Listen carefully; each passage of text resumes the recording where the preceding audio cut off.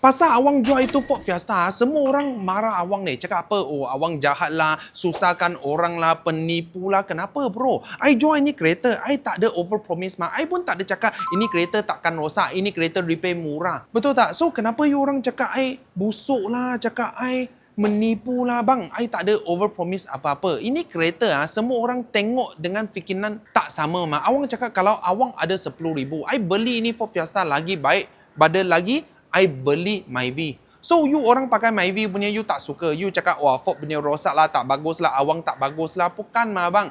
Ini orang semua, dia punya wang sendiri mah. Dia nak beli apa, dia punya suka mah. Orang nak pakai wang kecil-kecil, nak beli kereta besar, mewah sikit punya, tak boleh meh. Ayo bang, I tak boleh cakap apa-apa lah. Sebab itu, you punya keyboard, you punya phone, you punya mulut. So, apa you orang rasa? Betul-betul awang tak boleh jual ini kereta ke? Betul-betul jual kereta Ford punya orang semua menipu ke?